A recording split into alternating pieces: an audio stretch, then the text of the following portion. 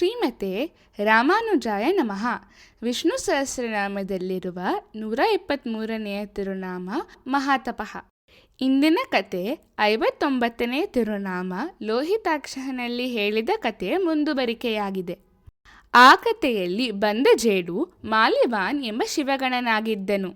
ಅವನು ಮತ್ತೆ ಚೋಳರಾಜನಾಗಿ ಸೆಂಕಣ್ಣ ಎಂದು ಜನಿಸಿ ನಾಚಾರ್ ಕೋವಿಲ್ ದೇವಾಲಯವನ್ನು ನಿರ್ಮಿಸಿದನು. ಈ ದೇವಾಲಯವು ಮಣಿಮಾಡ ಶೈಲಿಯಲ್ಲಿ ನಿರ್ಮಿಸಲ್ಪಟ್ಟಿದೆ. ಈ ಶೈಲಿಯಲ್ಲಿ ದೇವಾಲಯವು ಎತ್ತರದ ವೇದಿಕೆಯ ಮೇಲೆ ಇರುತ್ತದೆ.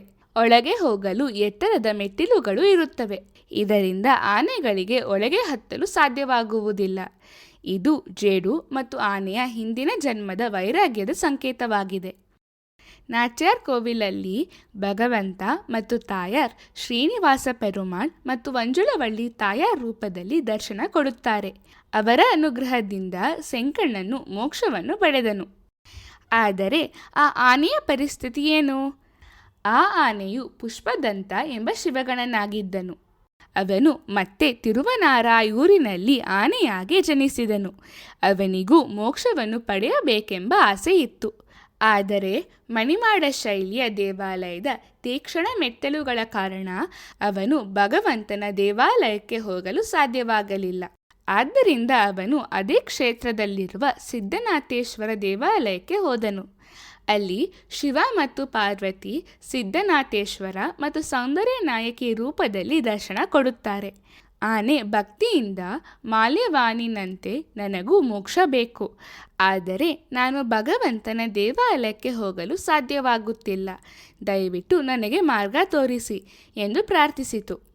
ಶಿವ ಮತ್ತು ಪಾರ್ವತಿ ಆ ಆನೆಗೆ ಧೈರ್ಯ ನೀಡಿ ಪೆರುಮಾಳ್ ಮತ್ತು ತಾಯಾರ್ ಜೊತೆ ಮಾತನಾಡುತ್ತೇವೆಂದು ಹೇಳಿದರು. ಪ್ರತಿ ವರ್ಷ ಮಾರ್ಗಶಿರ ಮಾಸದಲ್ಲಿ ನಾಚಾರ್ ಕೋವಿಲಲ್ಲಿ ತೆಪ್ಪೋತ್ಸವ ನಡೆಯುತ್ತದೆ. ತೆಪ್ಪೋತ್ಸವ ಎಂದರೆ ದೇವರನ್ನು ತೇಲುವ ದೋಣಿಯಲ್ಲಿ ಕೂರಿಸುವುದು. ಈ ಹಬ್ಬದಲ್ಲಿ ಶ್ರೀನಿವಾಸ ಪೆರುಮಾಳ್ ಮತ್ತು ಮಂಜುಳವಳ್ಳಿ ತಾಯಾರನ್ನು ಅಲಂಕರಿಸಿದ ತೆಪ್ಪದಲ್ಲಿ ಕೂರಿಸಲಾಗುತ್ತದೆ. ಹಲವಾರು ಭಕ್ತರು ಸೇರಿದಂತೆ ಸಿದ್ಧನಾಥೇಶ್ವರ ಮತ್ತು ಸೌಂದರ್ಯ ನಾಯಕಿಯವರು ಅವರ ಅನುಗ್ರಹವನ್ನು ಪಡೆಯಲು ಬರುತ್ತಾರೆ.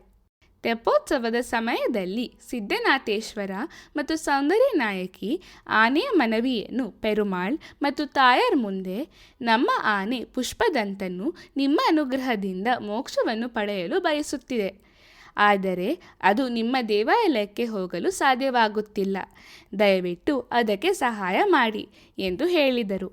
ಪೆರುಮಾಳ್ ಮತ್ತು ತಾಯಾರ್ ಸಿದ್ಧನಾಥೇಶ್ವರ ಮತ್ತು ಸೌಂದರ್ಯ ನಾಯಕಿ ಸಾಂತ್ವನ ನೀಡಿ, ನೀವು ಚಿಂತಿಸಬೇಡಿ, ನಾವು ಪುಷ್ಪದಂತನನ್ನು ನೋಡಿಕೊಳ್ಳುತ್ತೇವೆ. ಪಂಗುಣಿ ಬ್ರಹ್ಮೋತ್ಸವದ 6ನೇ ದಿನ ಅವನು ನಮ್ಮ ಆಶೀರ್ವಾದ ಪಡೆಯುತ್ತಾನೆ ಎಂದು ಹೇಳಿದರು.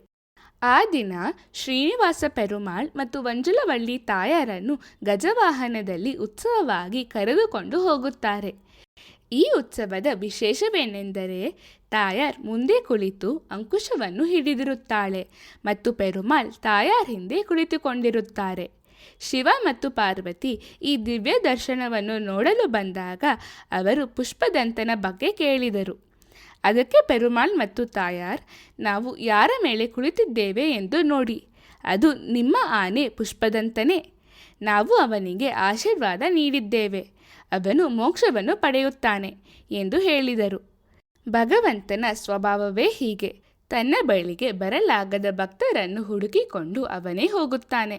ಅದಕ್ಕಾಗಿ ಭಗವಂತನಿಗೆ ಮಹಾತಪಃ ಎಂದು ತಿರುನಾಮವಿದೆ. ತಪಃ ಎಂದರೆ ಸಾಮಾನ್ಯವಾಗಿ ತಪಸ್ಸು ಎಂದು ಅರ್ಥ. ಆದರೆ ಇಲ್ಲಿ ತಪಃ ಎಂದರೆ ಜ್ಞಾನ. ಮಹಾತಪಃ ಎಂದರೆ ಮಹಾಜ್ಞಾನ ಹೊಂದಿರುವವನು ಎಂದು ಅರ್ಥ. ತನ್ನ ಬಳಿ ಬರಲಾಗದ ಭಕ್ತರನ್ನು ತಲುಪುವ ಮಾರ್ಗವನ್ನು ತಿಳಿದಿರುವವನು. ಭಗವಂತನು ತನ್ನ ಭಕ್ತರಿಗೆ ಅನುಗ್ರಹ ನೀಡಿ ಅವರು ಅನುಭವಿಸುತ್ತಿರುವ ಲೋಕದ ದುಃಖಗಳನ್ನು ದೂರ ಮಾಡಲು ಸದಾ ಪ್ರಯತ್ನಿಸುತ್ತಾನೆ. ನಾವು ಪ್ರತಿದಿನ ಮಹಾತಪಸೇ ನಮಃ ಎಂದು ಜಪಿಸಿದರೆ ಭಗವಂತ ನಮ್ಮನ್ನು ಹುಡುಕಿಕೊಂಡು ಬಂದು ತನ್ನ ಅನುಗ್ರಹವನ್ನು ನೀಡುತ್ತಾನೆ. ಶ್ರೀಮತೆ ರಾಮಾನುಜಾಯ ನಮಃ.